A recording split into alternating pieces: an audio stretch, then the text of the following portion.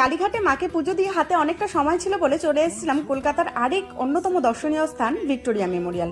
আমরা কালীঘাট থেকে মেট্রো ধরেছিলাম, মেট্রো ধরে রবীন্দ্র সদন এসেছি। সেখান থেকে 1 নম্বর গেট থেকে বেরিয়েছি। বেরিয়ে এই দেখো 10 থেকে 15 মিনিট হাঁটা পথ সোজা চলে আসবে ভিক্টোরিয়া মেমোরিয়াল। তোমরা ময়দানে নেমেও 1 নম্বর গেট থেকে বেরিয়ে এই ভিক্টোরিয়া মেমোরিয়ালে আসতে পারো। এতক্ষণে কালীঘাটের মিনি ব্লগ তো পেয়েই গেছো, এবার চলো ভিক্টোরিয়া মেমোরিয়ালটা তোমাদের সাথে শেয়ার করি। ঢুকতে দেখো এন্ট্রি ফি রয়েছে 50 টাকা, যদি গার্ডেনটা ঘোরো বাইরে তবে 30 টাকা, আর ভেতরে মিউজিয়ামটার জন্য 20 টাকা। এই রাস্তাটা আমার এত ভালো লাগে, এই ভিক্টোরিয়া মেমোরিয়ালের ভেতরে রাস্তাটা এত ছোট ছোট নুড়ি পাথর দিয়ে মানে বাঁধানো হয়েছে। এত নুড়ি পাথর ওরা কোথায় পেয়েছে জানি না।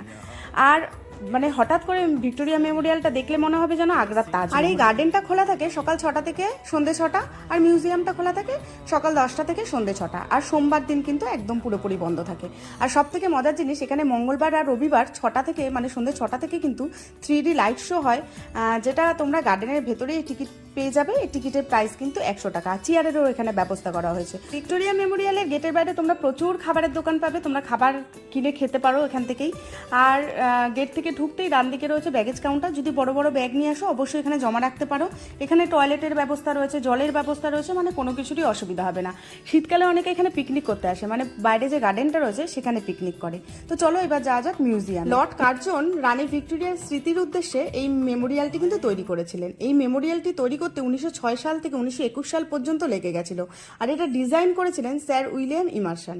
আর এই ভেতরের আর্কিটেকচারটা এত সুন্দর, এটা ব্রিটিশ আর মুঘলের মিলিয়ে একটা আর্কিটেকচারে এখানে রূপ পেয়েছে।